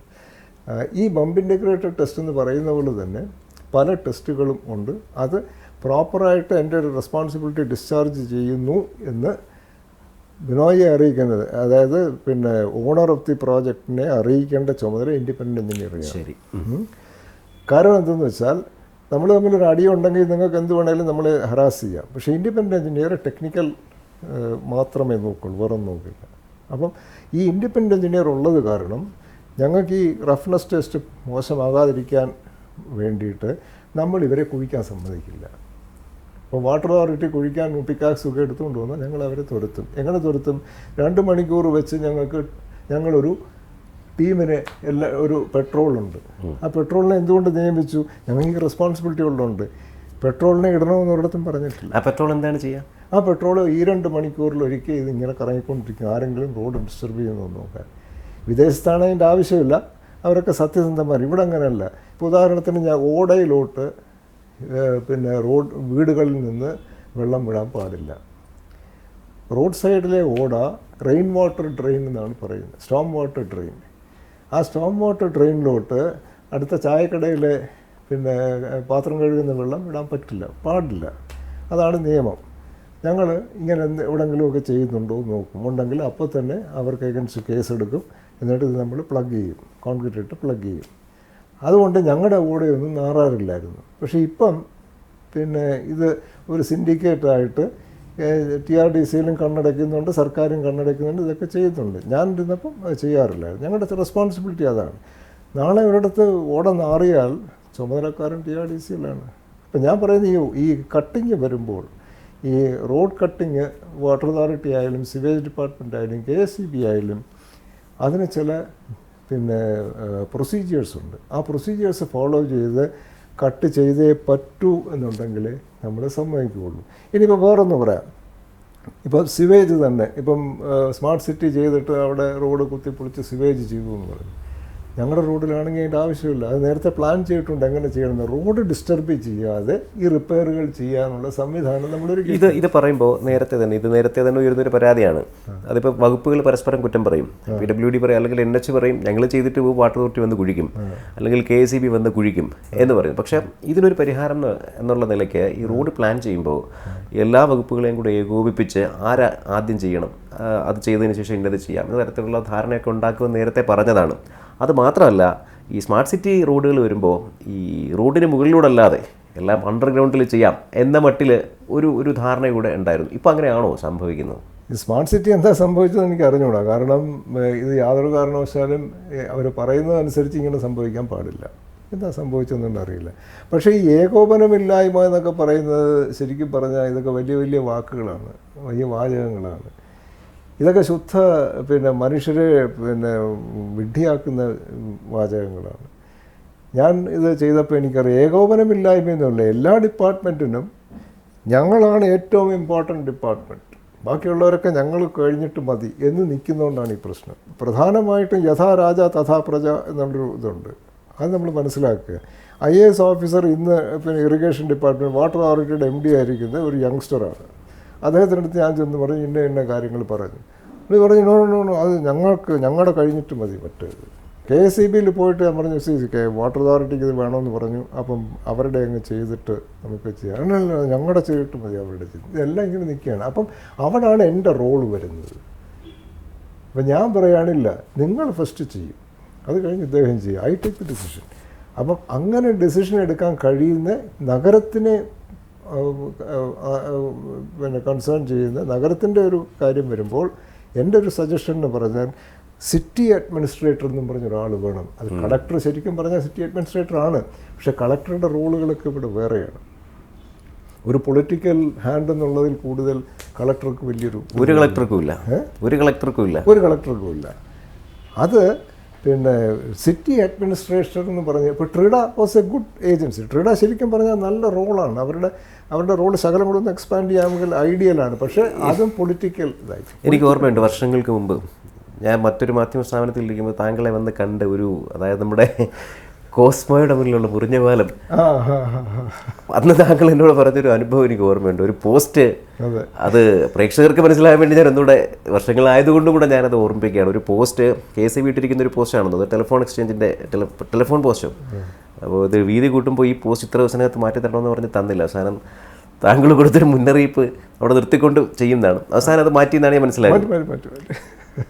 ഈ പറഞ്ഞ ഐ ടേക്ക് ദ റെസ്പോൺസിബിലിറ്റി എന്ന് താങ്കൾ പറഞ്ഞ കാര്യം ഞാൻ ഓർത്തതാണ്. സാമന്തണ്ടം ഭേദം എന്ന് പറയുന്ന പോലെ ആ ഒരു ആറ്റിറ്റ്യൂഡാണ് ഞാൻ എടുത്തിരുന്നത്, ഒരു പ്രിൻസിപ്പിളാണ് ഞാൻ എടുത്തിരുന്നത്. അത് ശരിക്കും ഫലിച്ചു എന്നുള്ളതാണ്. അപ്പോൾ എനിക്ക് മനസ്സിലായി, യാതൊരു പൊളിറ്റിക്കൽ ആംഗിളും ഇല്ലാത്ത, പൊളിറ്റിക്കലി ഇൻഫ്ലുവൻസ് ആകാത്ത ഒരാൾ, യാതൊരു പിന്നെ പ്രത്യേകിച്ച് താല്പര്യങ്ങളും ഇല്ലാത്ത ഒരാൾ മുകളിലിരിക്കാമെങ്കിൽ നമുക്ക് സിറ്റി നല്ലോണം അഡ്മിനിസ്ട്രേറ്റ് ചെയ്യാം. ഈ ഏകോപനമില്ലായ്മയൊന്നും അവിടെ വരികയില്ല. പിന്നെ മാത്രമല്ല, ഇവരൊക്കെ ഇങ്ങനെ ഞങ്ങളാണ് കേമന്മാരെന്ന് പറയുമെങ്കിലും അത് നമ്മൾ പോയി സംസാരിച്ച് അവരെ അല്പം ഒന്ന് റിലാക്സ് ആക്കി കഴിഞ്ഞാൽ they are also willing to see reason. ഈ സമാന സംഭവം അടുത്തൊരു നെടുമങ്ങാടുണ്ടായി. ഒരു പ്രാദേശിക റോഡ് ഇതുപോലെ റോഡിന് വീതി കൂട്ടിയപ്പോൾ പോസ്റ്റ് നടക്കുകയാണ്, പോസ്റ്റ് മാറ്റിയില്ല. പിന്നെ വാർത്ത വന്നതിന് ശേഷം അവരത് മാറ്റി തൊട്ടടുത്തേക്ക് മാറ്റി കുഴിച്ചു. അപ്പോൾ ഞാൻ ഈ സംഭവം ഓർക്കുകയും ചെയ്തു. മറ്റൊരു പ്രധാനപ്പെട്ട കാര്യം മെട്രോ വരെയാണ്. അപ്പം മെട്രോയുടെ ഒരു അലൈൻമെൻറ്റ്, ഇപ്പം നമുക്ക് ഇത്ര സ്റ്റേഷൻസ് ഉണ്ട്, ഇന്ന സ്ഥലങ്ങൾ ടച്ച് ചെയ്യും എന്നൊക്കെയാണ് ഇപ്പോൾ നിലവിൽ പറഞ്ഞിരിക്കുന്നത്. എന്താണ് അതിൻ്റെ സാധ്യതകൾ, എങ്ങനെയാണ് താങ്കൾ നില വിലയിരുത്തുക? മെട്രോ ഈ ഉത്തരം പറയുന്നതിന് മുമ്പ് ഞാനൊന്ന് പറഞ്ഞോട്ടെ. ഞങ്ങൾ മെട്രോയെ പറ്റി സ്റ്റഡി നടത്തി. അതുകൊണ്ട് ILFS എന്ന് പറയുന്ന കമ്പനി കേരളത്തിൽ എല്ലാ മേഖലകളിലും ഇൻവോൾവ് ചെയ്യുന്നൊരു കമ്പനിയായിരുന്നു. കാരണം രാജ്യാന്തര തലത്തിൽ ഇൻ്റർനാഷണലി പോലും ഞങ്ങൾ അറിയപ്പെട്ടിരുന്ന ഒരു കൺസൾട്ടൻസി ആയിരുന്നു. പിന്നെ നമ്മുടെ റോഡ് ഇൻഫ്രാസ്ട്രക്ചറിൻ്റെ PPP മോഡിൽ നമ്മൾ 22 എക്സ്പ്രസ് വേസ് ഞങ്ങളുടെ അസറ്റ്സ് ആയിട്ടുണ്ട് ഞങ്ങൾ ചെയ്തത്, 15 വർഷത്തെ മെയിൻ്റനൻസ് ഉൾപ്പെടെ. അപ്പം ഞങ്ങളുടെ ഗുർഗാവ് മെട്രോ ഞങ്ങൾ ചെയ്തതായിരുന്നു. ഇന്ത്യയുടെ ഫസ്റ്റ് പ്രൈവറ്റ് മെട്രോ ഞങ്ങളായിരുന്നു ചെയ്തത്. അപ്പോൾ അതിൻ്റെയൊക്കെ പശ്ചാത്തലത്തിൽ ഞങ്ങളുമായിട്ട് സർക്കാർ കൺസൾട്ട് ചെയ്യുന്നുണ്ടായിരുന്നു.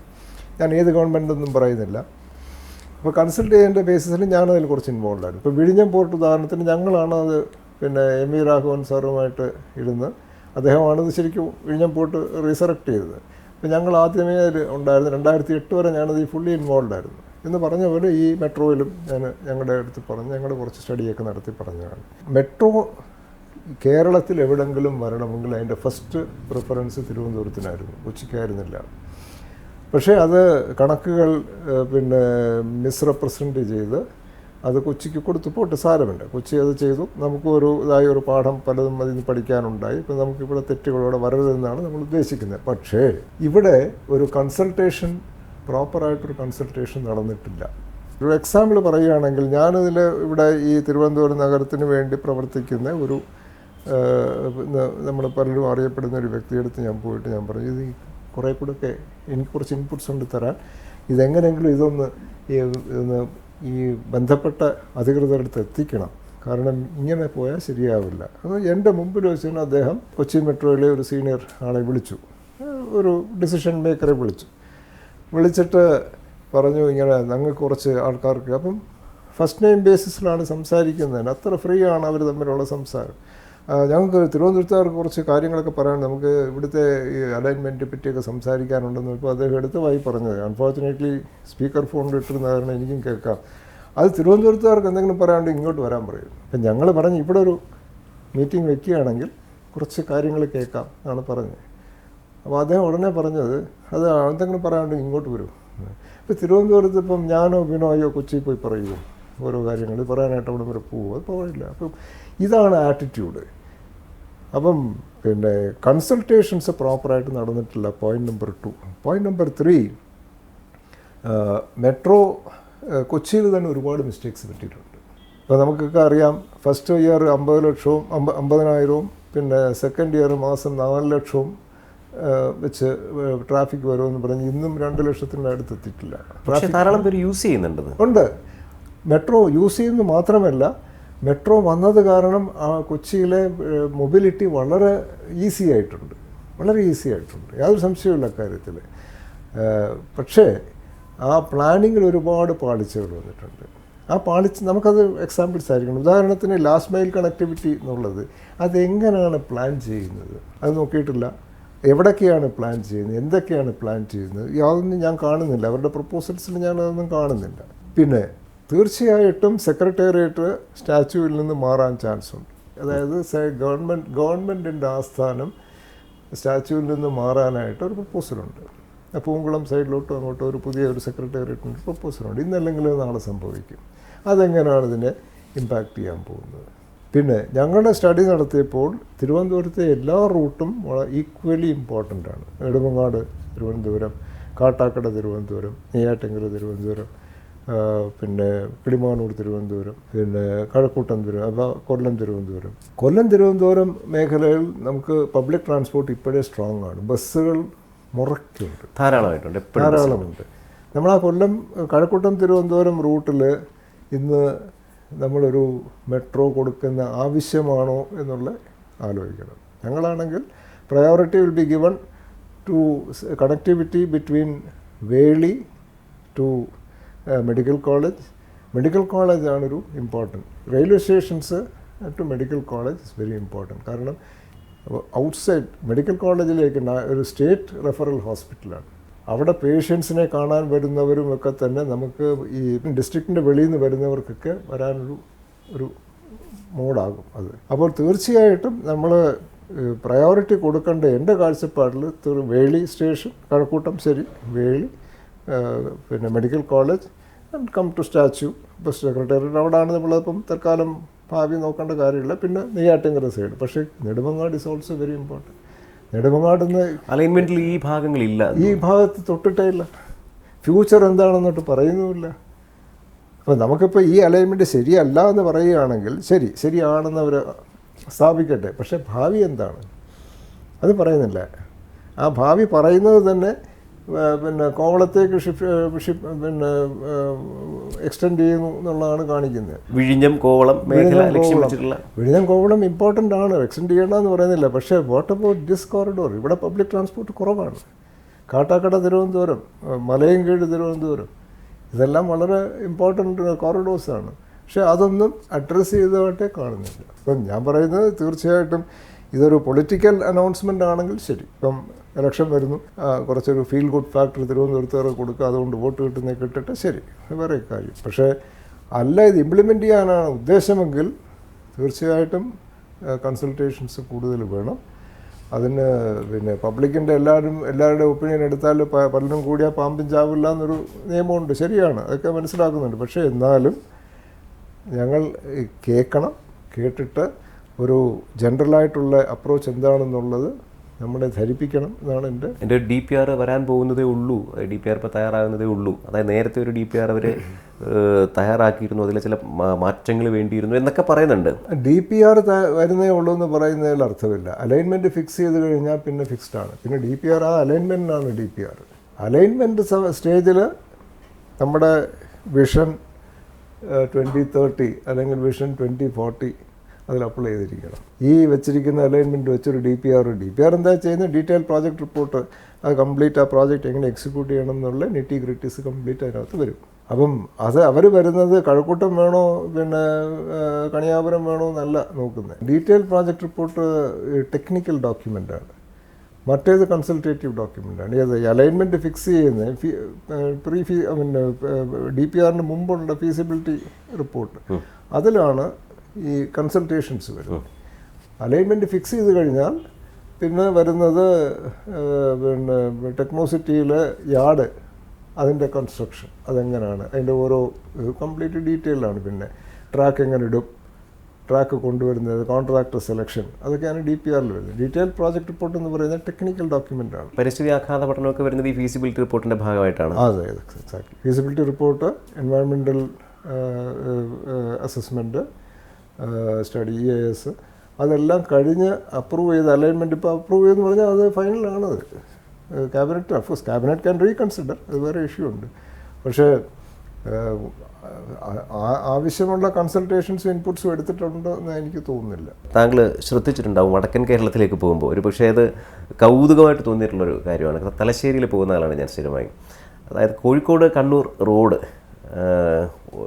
പ്രൈവറ്റ് ബസ്സുകളാണ് ഭയങ്കര മത്സര ഓട്ടം നടത്തിക്കൊണ്ടിരിക്കുന്ന ഒരു ഏരിയയാണ് ഇത്. ചിലയിടങ്ങളിലൊക്കെ വീതിയുണ്ട്, പക്ഷേ ഈ പറഞ്ഞ തലശ്ശേരി ഭാഗത്തേക്കൊക്കെ എത്തുമ്പോൾ വിസ്മയിപ്പിക്കുന്ന ഒരു കാര്യം, നമ്മുടെ കേരളത്തിലെ മുഖ്യമന്ത്രിമാരും പ്രമുഖരായിട്ടുള്ള രാഷ്ട്രീയ നേതാക്കളും ഏറെ പേരും കണ്ണൂരിൽ നിന്നാണ്. പക്ഷേ ഇന്നും തലശ്ശേരിയിലെ പ്രധാന പാതയിൽ കൂടെ പോകുമ്പോൾ 2 വാഹനങ്ങൾ, 2 ബസ്സുകൾ അതിവേഗത്തിലാണ് അങ്ങോട്ടും ഇങ്ങോട്ടും പോവുക. തമ്മിൽ ഒരയാതെ പോകാൻ വളരെ കഷ്ടപ്പെട്ടാണ് പോകുന്നത്. ഇനി അത് തമ്മിൽ ഒരയുന്നത് മാത്രമല്ല, അങ്ങോട്ടോ ഇങ്ങോട്ടോ, പപ്പു പറയുമ്പോൾ അല്ലേ, അങ്ങോട്ടോ ഇങ്ങോട്ടോ ഒന്ന് മാറിയാൽ തൊട്ടടുത്തുള്ള കടകളുടെ ഓടിട്ട മേൽക്കൂരകളിലായിരിക്കും ചെന്നിരിക്കുക. ഇപ്പോഴും തലശ്ശേരി മാർക്കറ്റിൽ ഓടിട്ട കെട്ടിടങ്ങൾ നിൽപ്പുണ്ട്. എന്തെങ്കിലും ഒരു ചെറിയ പ്രശ്നം സംഭവിച്ചാൽ, ഒരു ചെറിയ ട്രാഫിക് ഇഷ്യൂ അല്ലെങ്കിൽ ഒരു ചെറിയ ആക്സിഡൻറ്റോ അല്ലെങ്കിൽ ഒന്നും ഒരയോ ചെയ്താൽ പിന്നെ കുറേ നേരത്തേക്ക് അവിടെ ബഹളമാണ്. എൻ്റെ സംശയം ഇതാണ്, ഇത്രത്തോളം മുഖ്യമന്ത്രിമാരും രാഷ്ട്രീയ നേതാക്കളും ഒക്കെയുള്ള കണ്ണൂരിലെ പ്രധാനപ്പെട്ട സ്ഥലമായ തലശ്ശേരി, EK നായനാരുടെ മണ്ഡലമായിരുന്ന സ്ഥലമാണ്. എന്തുകൊണ്ടാണ് തലശ്ശേരി പോലെയുള്ളൊരു സ്ഥലത്ത് പോലും ഈ പറഞ്ഞ റോഡ് വികസനമൊക്കെ അതിൻ്റെ ആസൂത്രണമോ അതിൻ്റെ കാഴ്ചപ്പാടോ ഒന്നും കൃത്യമായിട്ട് ഉണ്ടാകാത്തത്? ഇത് പറഞ്ഞപ്പോൾ എനിക്ക് നല്ലോണം അറിയാം. ഞാൻ വടക്കൻ കേരളത്തിൽ കുറച്ച് നാൾ വർക്ക് ചെയ്തതാണ്. മാത്രമല്ല എൻ്റെ വിവാഹം അവിടുന്ന് തന്നെയാണ്. അപ്പോൾ എനിക്കറിയാം. ഞങ്ങളുടെ കുടുംബങ്ങളും പലതും അങ്ങ് പയ്യന്നൂർ സൈഡിലാണ്. അപ്പോൾ അതുകൊണ്ട് എനിക്ക് ആ സ്ഥലത്തിനെ പറ്റി നല്ലോണം അറിയാം. കാസർഗോഡ് ഞാൻ ഉണ്ടായിരുന്നു കുറേ കാലം. ഇൻഫാക്റ്റ് എൻ്റെ ഒരു റിലേറ്റീവിൻ്റെ വലത് കൈ നഷ്ടപ്പെട്ടു ബസ്സിൽ. കൈ വെളിയിലൊന്നും ഇട്ടിരുന്നില്ല, അറ്റത്ത് നിൽക്കുകയായിരുന്നു. 2 ബസ് ഈ പറയുന്നവർ വരഞ്ഞു പോയിട്ട് ഈ കൈ നഷ്ടപ്പെട്ടു. അങ്ങനെ പുള്ളിക്ക് വലിയൊരു very senior officer in Tata consultancy services. അപ്പോൾ എനിക്ക് നല്ലോണം അറിയാം. പക്ഷേ ഇതിന് ചോദ്യത്തിന് ഉത്തരം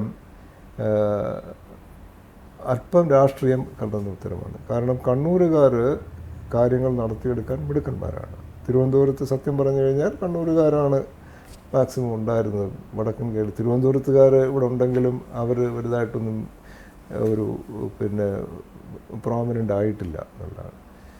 കണ്ണൂരുകാർക്ക് പൊതുവെ രാഷ്ട്രീയത്തിലാണ് താല്പര്യം.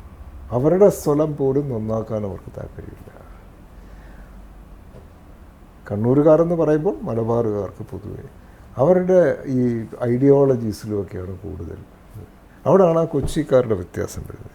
ഐഡിയോളജി ഉണ്ടെങ്കിൽ കൂടി അവരുടെ സ്ഥലം ഇത് കൊച്ചി എടുക്കുമ്പോൾ തൃശ്ശൂരുകാരെ പോലും കൊച്ചിക്കാർ നന്നാകാൻ സമ്മതിച്ചിട്ടില്ല.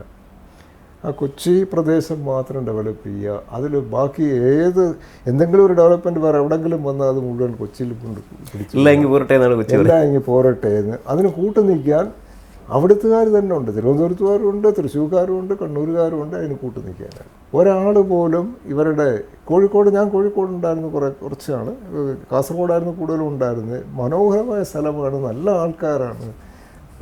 പക്ഷേ ഈ പറഞ്ഞ പോലെ റോഡായാലും ബാക്കി എന്ത് ഇൻഫ്രാസ്ട്രക്ചർ ആയാലും ഡെവലപ്പ് ചെയ്യാൻ ആരും ഒരു എഫർട്ട് ഇടുന്നില്ല.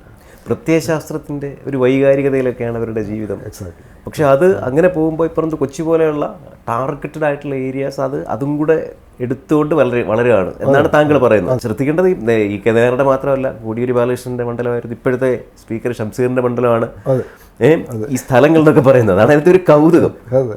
പക്ഷേ പിന്നെ ഡെവലപ്മെൻറ്റ് മുഴുവൻ വരുന്ന കൊച്ചിയിൽ. അവിടെയൊക്കെ വരേണ്ട കാര്യങ്ങൾ ഇപ്പോൾ തന്നെ വിഴിഞ്ഞത്തിന് വേണ്ടിയിട്ട് 6000 കോടി ഇൻവെസ്റ്റ് ചെയ്യാമെന്നും പറഞ്ഞ് വന്നിട്ട് ഇവിടെ വന്നിട്ട് ഇവിടെ സ്ഥലം നോക്കുമ്പോൾ ഇവിടെ വളരെ ലാഘവത്തോടു കൂടിയാണ് എടുക്കുന്നത്. അതിന് എന്നിട്ട് ഇത് പിന്നെ ഇതിന് കൺസേൺഡ് ആൾക്കാർ പറയുന്നത് പാലക്കാട് സ്ഥലം കൊടുക്കാം, വിഴിഞ്ഞത്തെ പ്രോജക്റ്റിന് പാലക്കാട് സ്ഥലം കൊടുക്കാം, അല്ലെങ്കിൽ കൊച്ചിയിൽ കൊടുക്കാം. ആദ്യം പാലക്കാടെന്ന് പറയും, കാരണം കൊച്ചിക്കാരനാണെന്നുള്ളൊരു പ്രശ്നം വരുന്നത്. പിന്നെ പറയും കൊച്ചിയിൽ കൊടുക്കാമെന്ന് പറയും. HMDയുടെ സ്ഥലമുണ്ട്, അത് തരാം. അപ്പം ഇത് ഈ ഒരു പിന്നെ തിരുവനന്തപുരമായാലും കാലിക്കട്ടായാലും കണ്ണൂരായാലും അവിടെ വരേണ്ട എല്ലാം ഉള്ള ബ്ലാക്ക് ഹോൾ പോലെ കൊച്ചിയിലോട്ട് പിടിച്ച് ഇടുക എന്നുള്ളതാണ്. അതുകൊണ്ട് തന്നെയാണ് പിന്നെ അവരെ സപ്പോർട്ട് ചെയ്യാൻ പ്രശ്നങ്ങളുണ്ടായിരുന്നു, കണക്ടിവിറ്റി ഇല്ലായിരുന്നു. ഇപ്പോൾ കൊച്ചി തിരുവനന്തപുരം, കൊച്ചി പിന്നെ കണ്ണൂരും റോഡ് മോശമായിരുന്നു.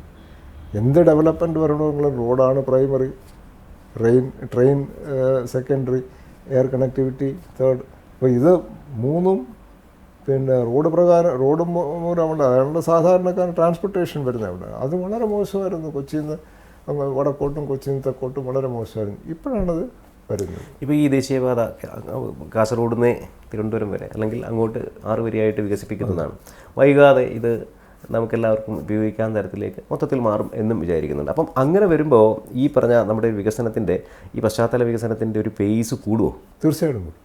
തീർച്ചയായിട്ടും അതിൽ വരുന്നത് ഈ റോഡ് കണക്ടിവിറ്റി 6 വരിയിൽ 4 വരി എന്നുള്ള കൂടുതൽ ട്രാൻസ്പോർട്ടേഷൻ റിക്വയർമെൻറ്റ്, മൊബിലിറ്റി അല്ല, ട്രാൻസ്പോർട്ടേഷൻ ഫെസിലിറ്റിയാണ്. നമുക്ക് പിന്നെ കൊച്ചി പോർട്ടിൽ ഇറക്കിയാലും തിരുവനന്തപുരത്ത് ഇറക്കിയാലും റോഡ് മാർഗം നമുക്ക് പിന്നെ ഇമ്പോർട്ട് ചെയ്യുന്ന സാധനങ്ങൾ എക്സ്പോർട്ട് ചെയ്യാനുള്ളതും പോകാനുള്ള ഫെസിലിറ്റി ഉണ്ടെന്ന് വരുമ്പോൾ അത് തന്നെ ഒരു വലിയ ഒരു ഇൻസെൻറ്റീവാണ് for industries to setup, especially പിന്നെ മെറ്റീരിയൽ ഇൻറ്റൻസീവ് ആയിട്ടുള്ള ഇൻഡസ്ട്രി സെറ്റപ്പ് ചെയ്യുമ്പോൾ അതൊരു വളരെ ഇമ്പോർട്ടൻറ്റ് ഫാക്ടറാണ്. അപ്പോൾ തീർച്ചയായിട്ടും അത് വരും. പിന്നെ റോഡിൻ്റെ സൈഡിൽ നമ്മുടെ കേരളത്തിൻ്റെ ഒരു ശാപം എന്ന് പറഞ്ഞാൽ റിബൺ ഡെവലപ്മെൻറ്റാണ്. ഇപ്പം പണ്ട് ഉമ്മൻചാണ്ടി പറഞ്ഞു കേരളത്തിന് ഇനിയും വേറെ വഴിയൊന്നുമില്ല, മുകളിലോട്ട് പോയേ വിട്ടു, സ്ഥലമില്ല. അത് വെറും തെറ്റാണ്. കേരളത്തിൽ ഇഷ്ടംപോലെ സ്ഥലമുണ്ട്. ഈ ഒരു മിഥ്യ മാറ്റണം. കേരളത്തിൻ്റെ ഈ റിബൺ ഡെവലപ്മെൻറ്റാണ്. ഒരു റോഡ് വന്നാൽ ഉടനെ അപ്പുറത്തും ചായക്കടയും പിന്നെ കച്ചവട സ്ഥാപനങ്ങളും, കൂടുതലും ട്രേഡിംഗ് ആണ്. ഈ trading is not development. Trading വല്ലവനും നമ്മൾ കാശുണ്ടാക്കി കൊടുക്കുന്ന ഒരു പദ്ധതിയാണ്. നമുക്കിവിടെ മാനുഫാക്ചറിങ് വരണം.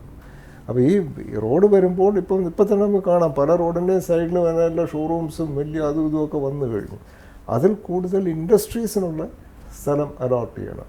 അവിടെയാണ് നേരത്തെ പറഞ്ഞ പ്രൊഡക്ഷൻ ഇല്ല, ട്രേഡിംഗ് ആണ് നടക്കുന്നത്. ആ പ്രൊഡക്ഷൻ ഇല്ലെങ്കിൽ ഒരു ട്രേഡിംഗ് നടക്കുമ്പോഴും ടാക്സ് കിട്ടുമല്ലോ സർക്കാരിന്. അപ്പോൾ അതിനകത്ത് പ്രത്യേകിച്ച് പ്രശ്നങ്ങൾ തോന്നേണ്ട കാര്യമില്ലെന്ന്. അവിടെയാണ് ആ സങ്കുചിതമായിട്ടുള്ളൊരു അപ്രോച്ച് എന്ന് പറയുന്നത്. നേരത്തെ ഞാൻ മലബാർ പ്രദേശത്തു നിന്നുള്ളവർ പിന്നെ അവിടുത്തെ ഡെവലപ്മെൻറ്റിന് സപ്പോർട്ട് ചെയ്യുന്നില്ല എന്ന് പറയുന്നതാണ്. അവർക്ക് പിന്നെ ഈ ഐഡിയോളജീസുമായിട്ടുള്ളൊരു ഇതിൽ അവരുടെ സ്വന്തം പ്രദേശത്തെ ഡെവലപ്മെൻറ്റ് പോലും നോക്കിയിട്ടില്ല എന്ന് പറയുന്ന പോലെയാണ്.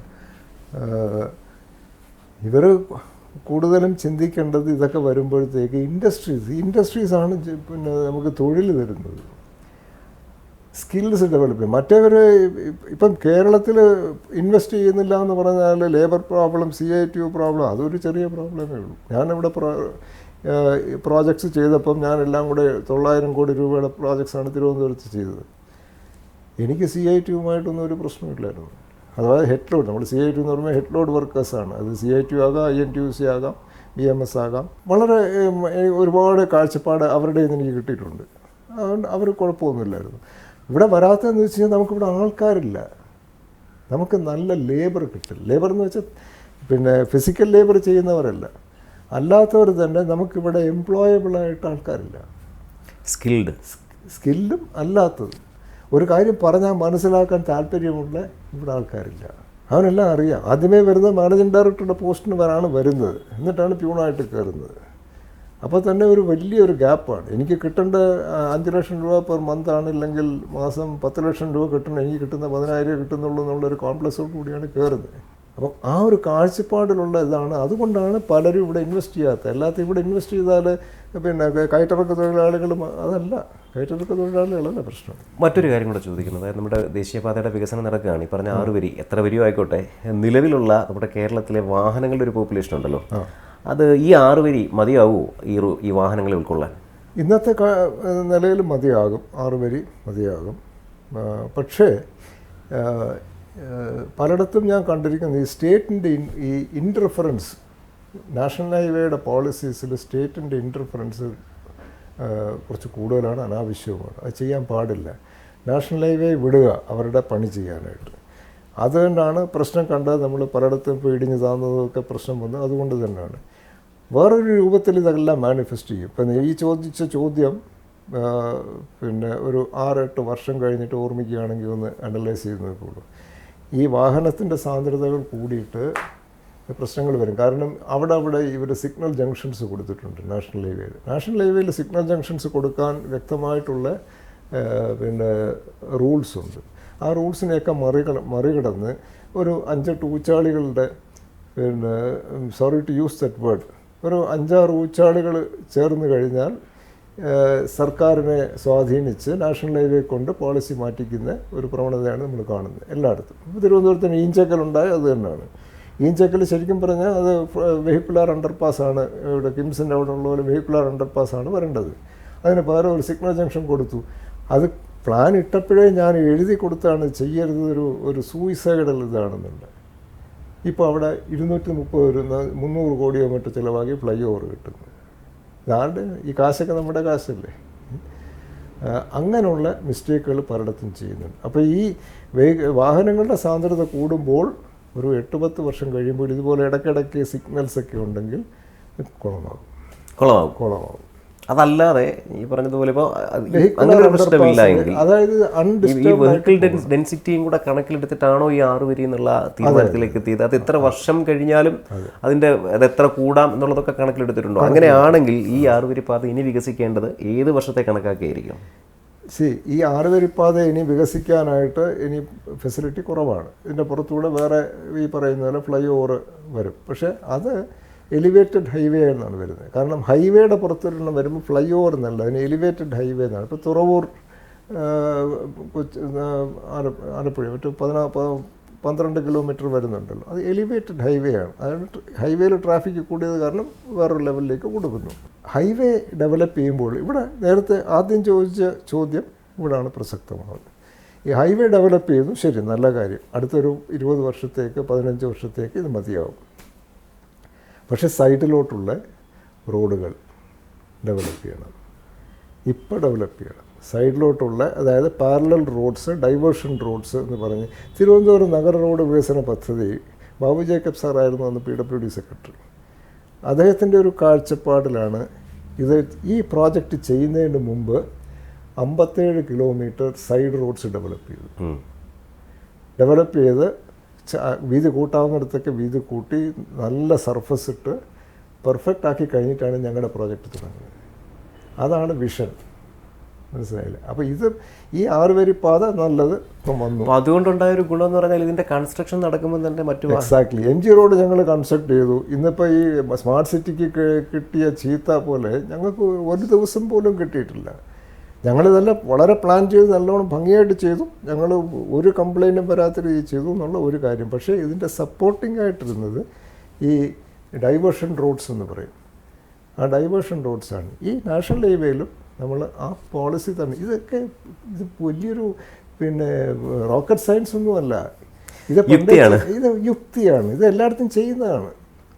അപ്പോൾ ഇവിടെയും ഈ ഹൈവേ വരുമ്പോൾ കണ്ടോ, ഞങ്ങൾ ഹൈവേ കൊണ്ടുവന്നില്ല, ഞങ്ങളുടെ കാലത്ത് ഹൈവേ തീർന്നു എന്ന് പറഞ്ഞ് കൈകൊട്ടി വോട്ടിടുക എന്ന് പറയുന്നതിന് പകരം ഇപ്പോൾ തന്നെ പ്ലാനേഴ്സിനെ ഇരുത്തി ഇനി ഇതിന് സപ്പോർട്ടിംഗ് ആയിട്ടുള്ള ഇൻഫ്രാസ്ട്രക്ചർ നമ്മൾ എന്ത് ചെയ്യണം എന്ന് പ്ലാൻ ചെയ്യണം. പ്ലാൻ ചെയ്ത് ഓരോ ലോക്കൽ ബോഡിയിലും ചെയ്യാവുന്ന കാര്യങ്ങൾ നോക്കിയിട്ട് അവിടെ വോട്ട് നോക്കാതെ ഡെവലപ്മെൻറ്റ് ചെയ്തു പോയാൽ കേരളം ഇവിടം തൊട്ട് അങ്ങ് കളിയിക്കവിള തൊട്ട് കാസർഗോഡ് വരെ ഈക്വലായിട്ട് ഡെവലപ്പ് ചെയ്യും.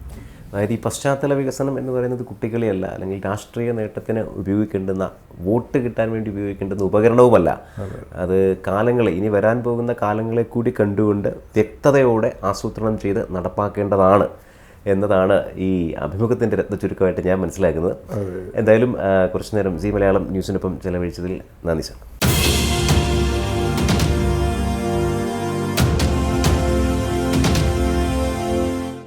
ഏറ്റവും പുതിയ വാർത്തകളും വിശേഷങ്ങളും വിരൽത്തുമ്പിലറിയാൻ സീ മലയാളം ന്യൂസ് എല്ലാ ഡിജിറ്റൽ പ്ലാറ്റ്ഫോമുകളിലും ലഭ്യം.